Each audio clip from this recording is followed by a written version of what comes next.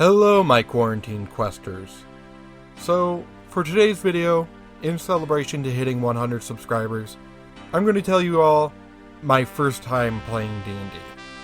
So, for years now, I've had friends who have been trying to get me to play Pathfinder in D&D, and every time it's come up, I've just kind of shrugged it off. As it was, I already played Magic the Gathering.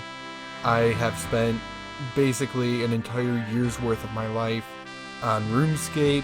I've played a bunch of other nerdy games that I love, and looking at D&D, every time that I sat down to actually give it a shot, it took so long just to fill out a character sheet that by the time that we were ready to play, I would basically lose interest.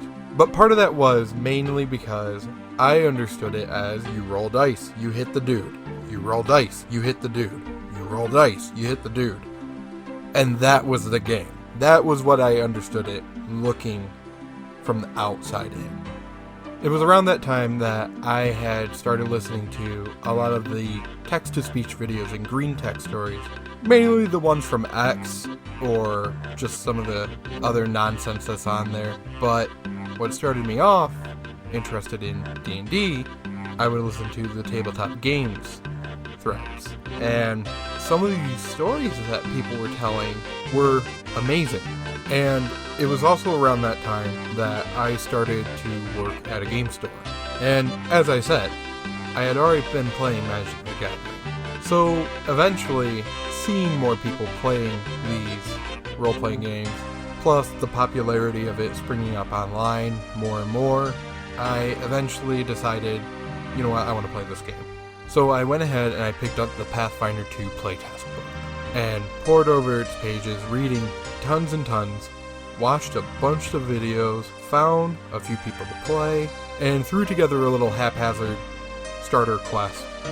So we all sat around the table and we're ready to play after making characters the week previously. To start, we had 4 players. We had Archibald, the half-orc barbarian who is obsessed with making suits for animals. And if he meets an animal that is opposed to wearing a suit, he will turn them into suit material. There are a lot of stories about Archibald already. It's pretty fantastic. Then we have Cheesy Fingers, the dwarf bard. Cheesy Fingers is still trying to find themselves as their character a little bit, but they base their character off of the potion seller from that video from a few years ago. And Cheesy Finger's stick is he wants to go around trading people and convincing them that he has made a potion, but it's just whatever he threw into a bottle and said, "This is a potion!"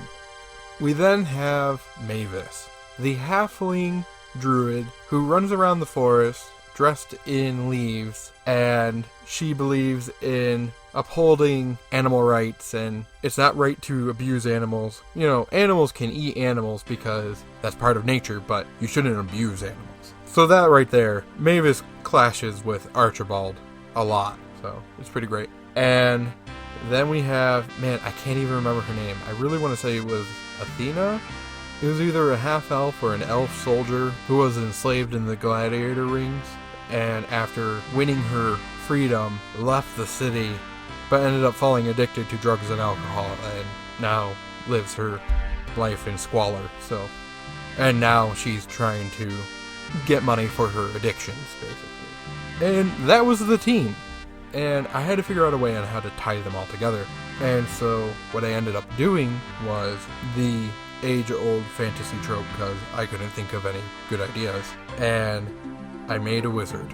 And he was like, fetch me my book out of the cave system. It's where I used to have a laboratory, but I just don't want to go in there because goblins are inside. Of course, he didn't word it like that. He just said, go fetch my book. It's in the cave. And he was just kind of creepy and mysterious. And my players immediately were like, oh, the porn book. Because of course that's what they're going to think. And they ended up going into the cave to look for the porn book. And I was still so new to D&D. I hadn't played. All I have done was listen to a bunch of green text bunch of other people's stories. I did watch a little bit of Critical Role, and I watched a bunch of videos on how to be a great DM and a few other channels like that. And so my first words after the whole interaction with the wizard was, "So you enter a cave system with stalagmites and stalactites hanging down." And I put a little map that I hand drew that was really pitiful in front of them. And my players were just like, "Describe it." And I felt terrible. I didn't know what to do. I'm like, "It's a cave!" Because I've seen a cave system or two before. I've been spelunking. And I totally understand that as a first-time DM. You're constantly grasping at ways on how to describe something or to help your players envision it without giving a wall of pre-made text. And, you want to give life to your world, and sometimes using words for that is just difficult. But that was my first big mistake. I didn't really have enough prepared to help my players envision it. Anyway, so they ended up going into the cave, and so they go ahead and they had a little bit of interaction with themselves, and they killed a few goblins, found some stuff, and ended up eventually finding where the wizard used to have like a lab or a study in the cave system. And after they beat the goblins and found the stuff, there was only one more room to the cave. And as they entered, there was a massive spider in there. And so after fighting the spider, the wizard ended up coming down into the cave system after them. "Ah! So it turns out I had the book in my pocket the whole time!" But he was gracious that they had cleaned out the cave system for him. He ended up giving them some gold as a thank you. It wasn't much, it was a little bit, but they had found a bunch of stuff while they were in the cave, and so I figured that should satisfy my players.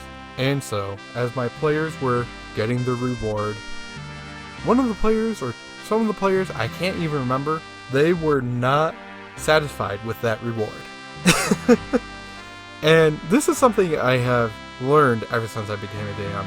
You can never prepare for your players and what they want to do. You can prepare 9 ways to Sunday, and they will always choose a different action than what you think they are going to choose. Which is great! It's what makes the game fun. One of the players decided that they were going to steal the wizard's staff and try to polymorph him into a frog. Magic that my players didn't even have access to because they were level 1s. However, I reasoned that if they steal the wizard's staff, and a couple of them used it, they might be able to pull this off. I didn't understand how the help action worked. So I had them both roll and tried to reason that with their combined roll it would be a higher challenge rating or something along those lines. And they failed. However, I found out afterwards, had we went with how help actually works, they would have accomplished it, even though I had raised the difficulty class a little bit.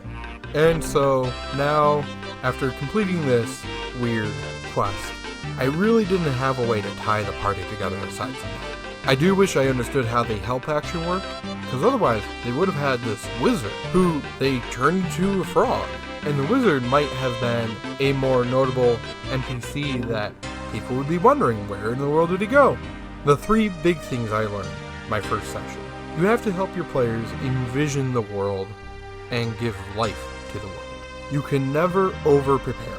Even if I come up with 100 different things for my players to do, even if I don't use it that session, I can use it in another session, or I can even use it in a different game.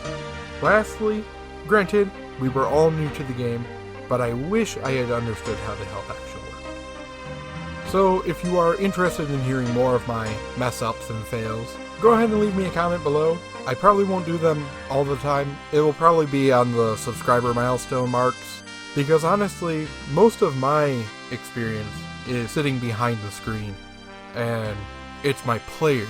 They are the ones that have great stories, so at least that's my thinking. Thank you guys so much for checking out the video today. I know it was quite a bit of me rambling on, but if you enjoyed it, I'm glad you did. I've got a couple of videos planned out for the weekend, so be on the lookout for those. Until next time, hope you feel inspired.